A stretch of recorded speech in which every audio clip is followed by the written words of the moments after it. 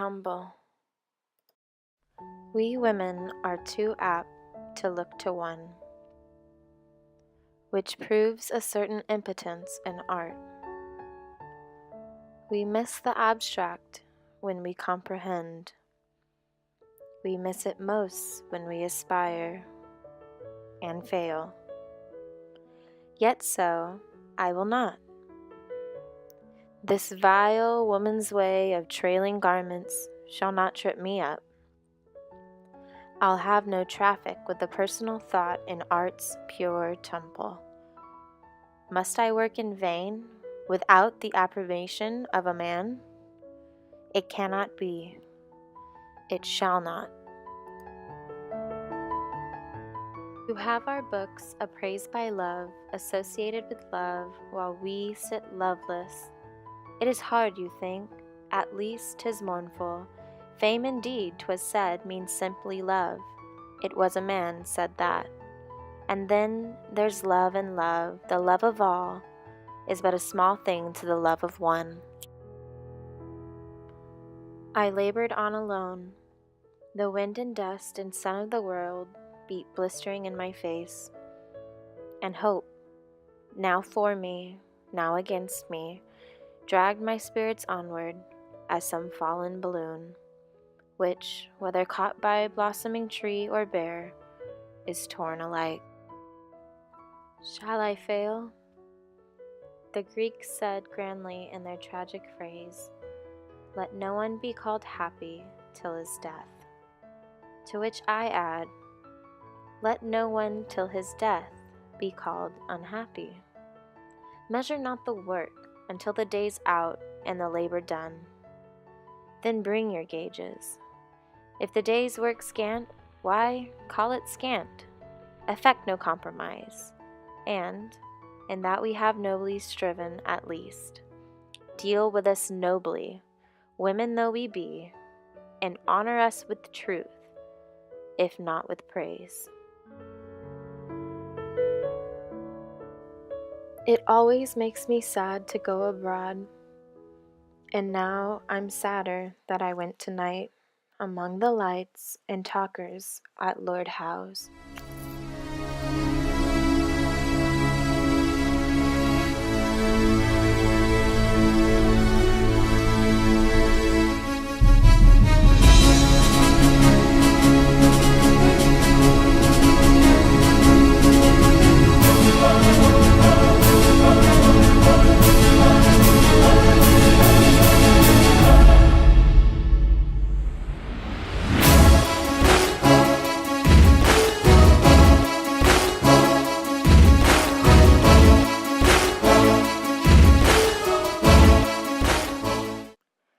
With an absent air, Sir Blaise sat, speaking low, while I, upon the sofa, heard it all.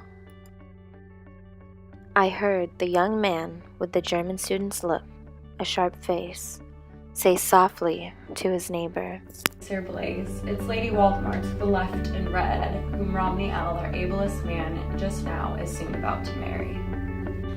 Is Leigh your ablest man? The same, I think, once jilted by a recreant pretty maid adopted from the people. Now in change, he seems to have plucked a flower from the other side of the social hedge. A flower? Flower? My young friend, I doubt your ablest man's ability to get the least good or help meet for him, for pagan Fenland Street or Christian help from such a flowery creature. Beautiful. Mark how she stirs. My dear young friend, if we could bear our eyes like the blessedest St. Lucy on a plate, they would not trick us into choosing wives as doublets by the color. Otherwise, our fathers choose, and therefore, when they had hung their household keys about a lady's waist, the sense of duty gave her dignity. She kept her bosom wholly to her babes, and if a moralist reproved her dress, 'twas too much starch, not too little on. For St. Lucy's sake, if she's the saint to swear by, let us leave our fathers, plagued enough by our sons. Yes, plagued, sir, the future generation lies on us, as heavy as the nightmare of a seer. Our meat and drink grow painfully prophecy. You are young. If I am, though somewhat less so than I seem, the young run on before and see the thing that's coming. Reverence for the young, I cry, in that new church for which the world's near ripe, you'll have the younger of the elders' chair, presiding with his ivory front of hope over foreheads clawed by cruel carrion birds of life's experience. Not I. I disbelieve in Christian pagans, much as you and women fishes. If we mix two colors, we lose both and make a third, distinct from either. Mark you, to mistake a color is the sign of a sick brain, and mine, I thank the saints, is clear and cool. A neutral tint is here impossible.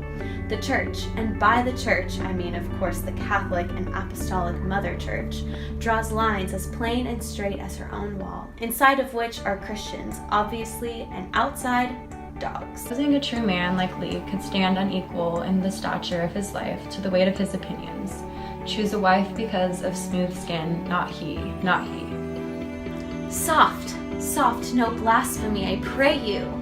If that fairest fair is talked of as the future wife of Leigh, she's talked of too, at least certainly as Leigh's disciple. Aurora, come. Let's talk over here. I saw you from across the room and stayed to keep a crowd of lion hunters off toward you. Thank you. Lose a smile. Oh Lord, how? The man is worthy, but so given to entertain impossible plans of superhuman life. He sets his virtues on so raised a shelf, to keep them at the grand millennial height, he has to mount a stool to get at them, and meantime, lives on quite the common way, with everybody's morals. Do you know John Eglinton in Kent? I have a letter from him for you about a new love. Love, you say? I cannot love. Look, Aurora, a happy life means prudent compromise. You work too hard. It's not healthy for you. I believe you need to pause. I rose quickly to depart, while he, thrown back upon the noble shame of such high stumbling natures, murmured words, the right words, after wrong words. Miss Leigh, I've been looking for you all night.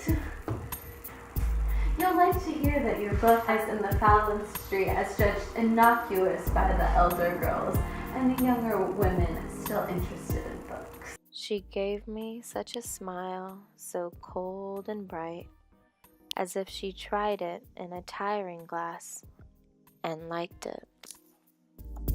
He might have been a poet if he would, but he saw the higher thing at once and climbed to it.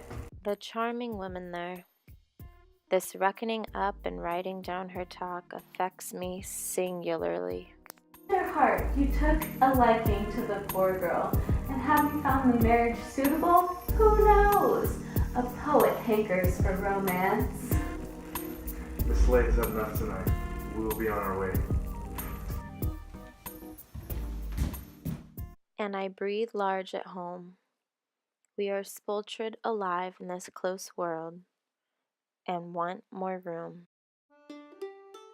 Why should I be pained that Romilly Leigh, my cousin, should espouse this Lady Waldemar, and say she held her newly blossomed gladness in my face?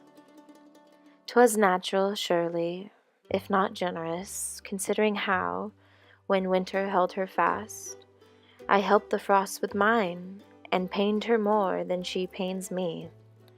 Pains me, but wherefore pained?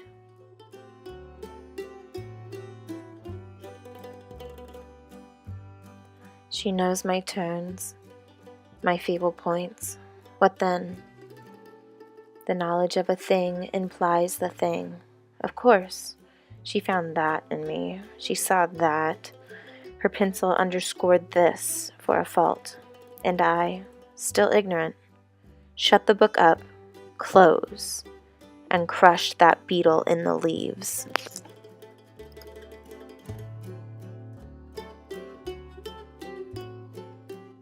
I fear that I must sell this residue of my father's books. Tomorrow, no delay.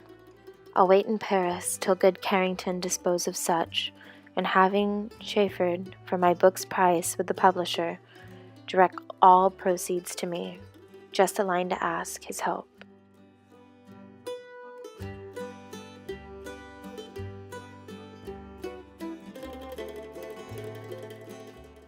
And now I come, my Italy.